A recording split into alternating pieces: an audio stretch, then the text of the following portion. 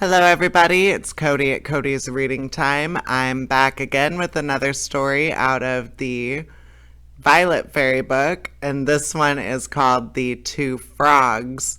I hope you enjoy it, and if you do enjoy my narrations, please subscribe. I upload new stories every single day, and there will always be new stories to listen to. All right, let's get started in on The Two Frogs. Here we go.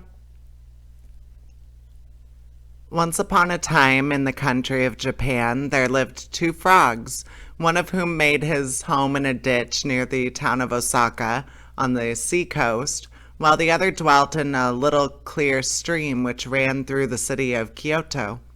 At such a great distance apart, they had never even heard of each other, but funnily enough, the idea came into both their heads at once that they should like to see a little of the world, and the frog who lived at Kyoto wanted to visit Osaka, and the frog who lived at Osaka wished to go to Kyoto, where the great Mikado had his palace. So one fine morning in the spring, they both set out along the road that led from Kyoto to Osaka, one from one end and the other from the other.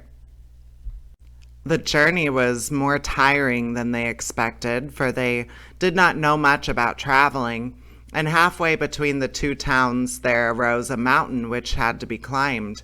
It took them a long time and a great many hops to reach the top, but there they were at last, and what was the surprise of each other to see another frog before him. They looked at each other for a moment without speaking, and then fell into conversation, explaining the cause of their meeting so far from their homes.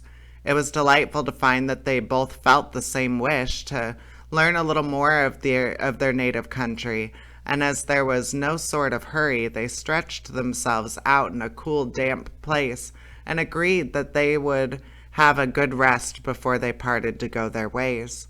"What a pity we are not bigger," said the Osaka frog, "for then we would see both towns from here and tell if it was worth our while going on." "Oh, that is easily managed," returned the Kyoto frog. "We have only got to stand up on our hind legs and hold on to each other, and then we can each look at the town he is traveling to." This idea pleased the Osaka frog so much that he at once jumped up and put his front paws on his shoulders of his friend, who had risen also. There they both stood, stretching themselves as high as they could, and holding each other so tightly so that they might not fall down. The Kyoto frog turned his nose toward Osaka, and the Osaka frog turned his nose toward Kyoto. But the foolish things forgot that when they stood up, their great eyes lay in the back of their heads, and that though their noses might point to the places to which they wanted to go, their eyes beheld the places from which they had come. "Dear me," cried the Osaka frog, "Kyoto is exactly like Osaka. It is certainly not worth such a long journey. I shall go home."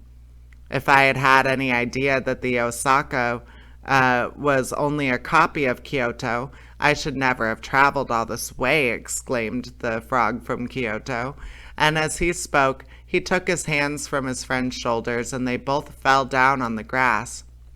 They then took a polite farewell of each other and set off for home again, and to the end of their lives they believed that Osaka and Kyoto, which are as different to look at as two towns can be, were as like two peas. And that is the end of that short story. I hope you enjoyed it, and please subscribe. I upload new stories every single day. There will always be new stories to listen to. All right, take care, everybody. Bye-bye.